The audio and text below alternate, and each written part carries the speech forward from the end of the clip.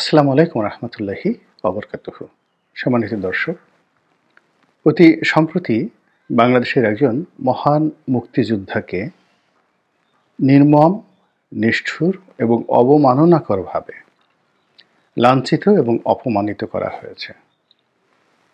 এমন ঘটনা প্রকাশ্যে বাংলাদেশে কখনোই ইতিপূর্বে ঘটেনি এবং এই ঘটনা যেভাবে ঘটেছে এবং এই ঘটনা যেভাবে প্রচার করেছে, অবস্থার দৃষ্টে মনে হচ্ছে যে বাংলাদেশের যে চিরাচরিত ইতিহাস রয়েছে, ঐতিহাসিক প্রেক্ষাপট রয়েছে, স্বাধীনতা যুদ্ধ, মুক্তিযুদ্ধ এবং মুক্তিযোদ্ধা, এদেরকে নিয়ে যে হৃদয়ম রয়েছে, সঙ্গীত রয়েছে, গান রয়েছে, কাব্য রয়েছে, নাটক রয়েছে, বাস্তব জীবনের যে উপাখ্যান রয়েছে, সবগুলো একটা রিসেট বাটনের চাপ দিয়ে উল্টে দেওয়ার একটা মহড়া এই ঘটনার মাধ্যমে শুরু হয়েছে। যিনি এই নিগ্রহের শিকার হয়েছেন তিনি একজন বীর মুক্তিযোদ্ধা। সব মুক্তিযোদ্ধাই বীর, তবে তিনি মুক্তিযুদ্ধে তার অসামান্য অবদানের জন্য, বীরত্বের জন্যে বীর প্রতীক উপাধি পেয়েছিলেন এবং তিনি কোনো সামরিক ব্যক্তিত্ব ছিলেন না। আমাদের দেশে যে ৭১ সালে মহান মুক্তিযুদ্ধ হয়েছে, সেই মহান মুক্তিযুদ্ধে যারা খেতাবপ্রাপ্ত হয়েছেন বেশিরভাগই সামরিক বাহিনীর কর্মকর্তা বা সদস্য। সাধারণ জনগণের মধ্য থেকে যারা উপাধি পেয়েছেন, সেটা বীর প্রতীক হোক বা বীর উত্তম হোক, বীরশ্রেষ্ঠ হয়নি কেউই, কিন্তু বীর উত্তম যেমন বঙ্গবীর কাদের সিদ্দিকী, এই সকল মানুষদের যুদ্ধক্ষেত্রে যে বীরত্ব অসামান্য বীরত্ব। তো যিনি নিগ্রহের শিকার হয়েছেন কুমিল্লার ১৪ গ্রাম এলাকার বীর মুক্তিযোদ্ধা কানু, কানু ভাই নামে তাকে সবাই চেনে। তো সেই ভদ্রলোককে একদল লোক, ১০ থেকে ১৫ জন লোক হঠাৎ করে রাস্তার মধ্যে তাকে আটকে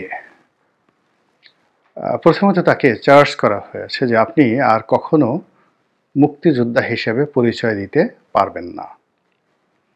তো একটা জিনিস শুনে আমার খুব ভালো লাগছে যে তারা আসলে তাকে শেষ অবধি আপনি আপনি করে কথা বলেছেন। তাকে তো ইচ্ছা করলে তুই তোকারি বলতে পারতো বা আরও অনেক আজে বাজে ভাষায় গালাগাল দিতে পারতো। যেমন অনেককে আমরা বলি রাজাকারের বাচ্চা, আলবদরের বাচ্চা, তারপরে আরও অনেক। তো তদ্রূপ তাদেরকে বলতে পারতো যে মুক্তিযোদ্ধার বাচ্চা, এরকম আজে বাজে কথা বলতে পারতো। কিন্তু তারা দয়া করে ঠিক সেই মুক্তিযুদ্ধ বা মুক্তিযোদ্ধাকে ব্যঙ্গ করে মুক্তিযোদ্ধার বাচ্চা, নাতিপুতি এই সকল কথাবার্তা বলেনি। দ্বিতীয়ত তারা অতিশয় ভদ্র এবং সজ্জন ব্যক্তি। তারা ইচ্ছা করলে কিন্তু এই লোককে ধরে চড় থাপ্পড় মারতে পারত, তার চুলের মুঠি ধরে তার পশ্চাৎ দেশের উপর কয়েকটা লাথি মারতে পারত, তারপরে তার মুখে চুনকালি মাখতে পারত, তাকে ঝাড়ু পেটা করতে পারত, তাকে কান ধরে ওঠ বস করাতে পারত। এর কারণ হলো যে আমাদের এই অল্প কয়েকদিনে যে মব জাস্টিসগুলো হয়েছে, সেই মব জাস্টিসের ক্ষেত্রে আমরা দেখেছি যে এরকম অনেক ঘটনা ঘটেছে। তো এখন তাকে সেই চল থাপ্পড়, কিল ঘুষি এগুলো মারতে পারত, কান ধরে উঠবোস করাতে পারত, এরকম আরও অনেক কিছু। এমনকি যদি তারা বলতো যে আপনি কি মুসলমান, আপনার কি মুসলমানি হয়েছে, আপনার লুঙ্গি উঠান, বা উনি যদি পাজামা বা প্যান্ট পরা থাকেন তাকে উলঙ্গ করে ১৯৭১ সনে যেভাবে পাক হানাদাররা আমাদের দেশের নাগরিকদের সুন্নতে খতনা আছে কি না, এইরকম সুন্নতে খতনার উপরে তাদের জীবন নির্ভর করত। হিন্দুরা তো কখনো সুন্নতে খতনা দেয় না। তো আমাদের দেশে এখনও অনেক লোক আছেন যারা বিশ্বাস করেন যে আওয়ামী লীগ যারা করে তাদের একটা অংশ আসলে ভারতের নাগরিক, ভারতের মানুষ, এবং এরা হিন্দু হয়ে গেছে। এদের অনেকের হয়তো আওয়ামী লীগ করে, কিন্তু এদের সুন্নতে খতনা তারা করেনি। তো সেই কারণে তারা ভদ্রতা করে, বিনয় দেখিয়ে এই লোকের যে লজ্জার স্থান, এটিকে পাবলিকলি তারা দেখাননি, তার কাপড় খুলেননি, তার বস্ত্র উন্মোচন করেননি এবং তার সুন্নতে খাতনা হয়েছে কিনা এই বিষয়টি করেননি। এজন্য আমি ব্যক্তিগতভাবে তাদেরকে ধন্যবাদ জানাতে চাই। অথবা তারা এ কাজও করতে পারতেন যে উনি মুসলমান কিনা।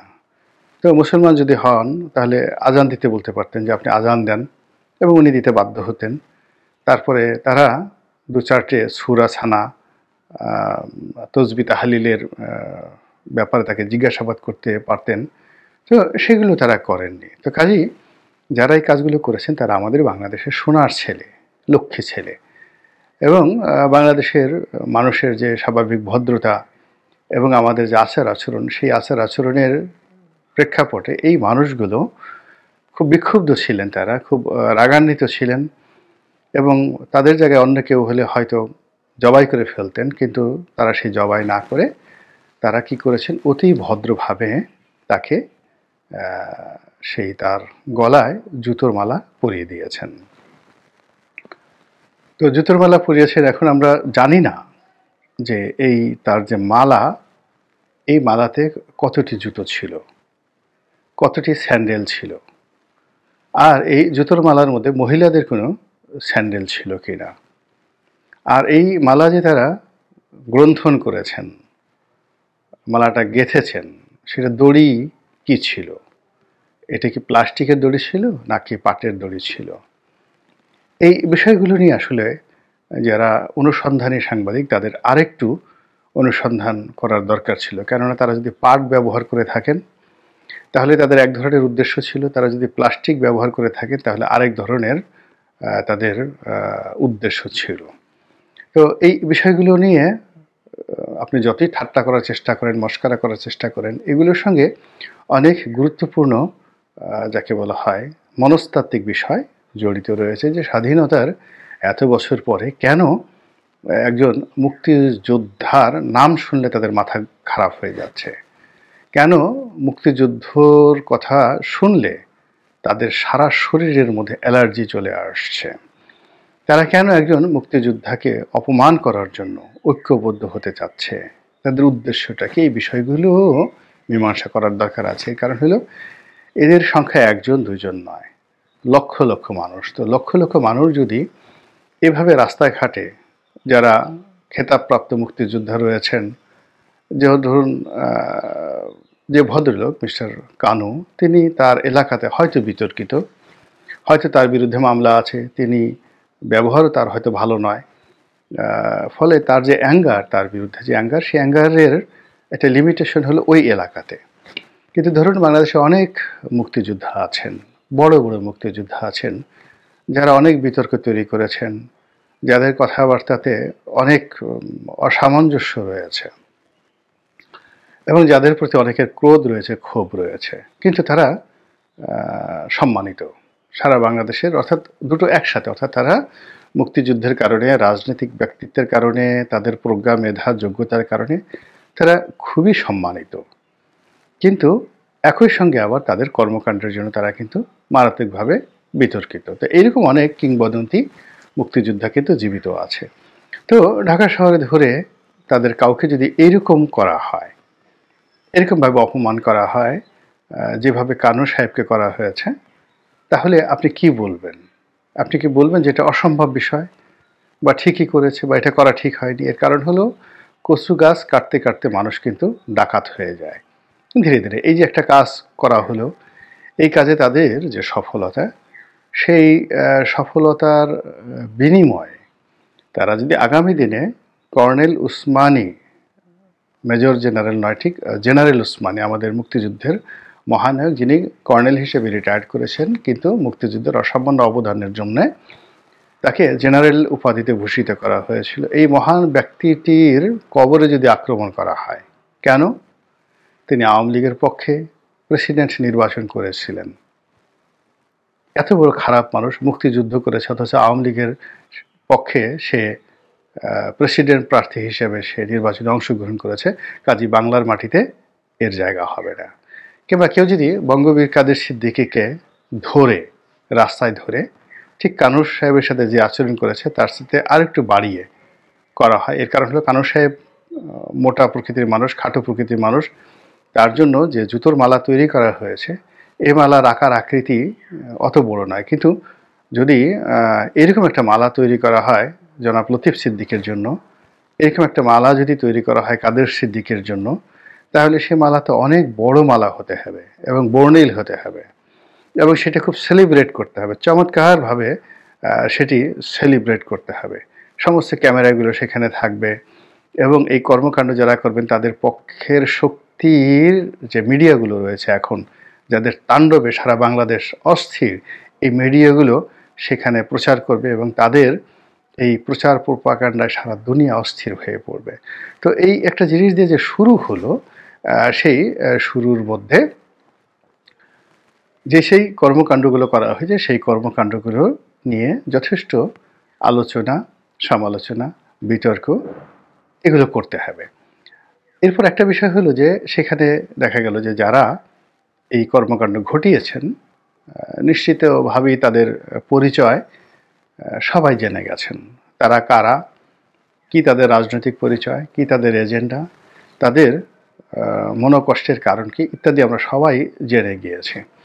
তো যেহেতু এখন একটা সুন্দর সময় চলছে, এই সময়টিতে ভাসুরের নাম মুখে নেওয়াটা কোনো অবস্থাতেই ভদ্রতার পর্যায়ে পড়ে না। আমাদের গ্রাম বাংলায় আমরা ছোটোকালে দেখেছি যে গৃহবধূ, নতুন গৃহবধূ, তিনি ভাসুরের সামনে সবসময় ঘোমটা দিয়ে থাকেন। তারপরে ভাসুরের সামনে দিয়ে চলাফেরা করেন না, ভাসুরকে অ্যাভয়েড করেন না। এটা একটা শ্রদ্ধা, ভাসুরের প্রতি শ্রদ্ধা। তা আমাদের দেশে এখন মুক্তিযুদ্ধের যারা বিরোধিতাকারী, তারা আমাদের সম্মানিত ভাসুর মহোদয়, আমরা তাদের নাম উচ্চারণ করব না, তাদেরকে নিয়ে কোনো কথা বলবো না, কোনো সমালোচনা করব না, তাদেরকে দেখলে ঘুমটা দিয়ে থাকবো এবং কাছাকাছি আসলে কদমবুছি করব এবং মাছের মাথাটা, মুড়োটা তাদেরকে খাওয়াবো এবং তাদেরকে এই আদর আপ্যায়নের বিনিময়ে আমরা আমাদের জীবনের স্বাভাবিক মৃত্যুর গ্যারান্টি চাইব। আমরা চাইবো আমাদের রগ যেন কাটা না হয়, আমাদের চাইবো আমাদের যেন গলায় জুতোর মালা পরানো না হয়, আমরা চাইবো যেন কোনো অবস্থাতেই আমাদেরকে যেন জীবন্ত পুঁতে ফেলা না হয়, ইত্যাদি আরও অনেক কিছু।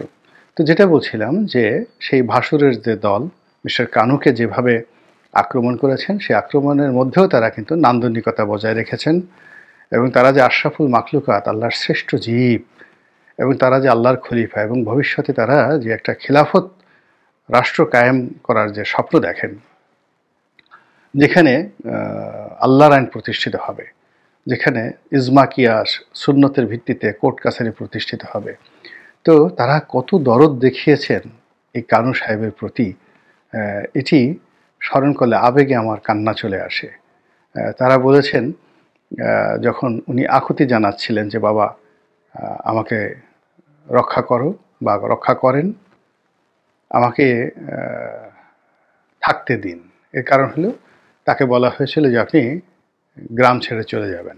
এক পক্ষ বলল যে আপনি গ্রাম ছেড়ে চলে যাবেন, আরেক পক্ষ বলল যে না, আপনি গ্রামে থাকতে পারবেন না, আপনি কুমিল্লাতেও থাকতে পারবেন না, পুরো 14 গ্রাম কুমিল্লা এলাকায় আপনার ছবি দেখতে চাই না, আপনাকে এখান থেকে চলে যেতে হবে। তো মানুষ যখন ভয় পায়, কাউকে যখন আটকানো হয়, অনেক বড় বড় বীর, আপনি ধরেন নেপোলিয়ন বোনাপার্ট, তার চারিদিকে অনেকগুলো গোখরা সাপ ছেড়ে দিবেন এবং তিনি খালি হাতে, ওই সময়টাতে মানুষের বীরত্ব কাজ করে না। যখন বিপদ আসে তখন মানুষ কিংকর্তব্য বিমূঢ় হয়। তো সেই অসহায় বৃদ্ধ বীর মুক্তিযোদ্ধা, তিনিও তার যৌবনের যে বীরত্ব, সেই বীরত্বকে ভুলে গিয়ে তিনি অসহায় হয়ে পড়েছিলেন। তিনি তাদের সামনে হাত জোড় করে বলেছিলেন আমাকে ক্ষমা করো, আমাকে থাকতে দাও, আমি আমার এই গ্রাম ছেড়ে কোথাও যেতে চাই না।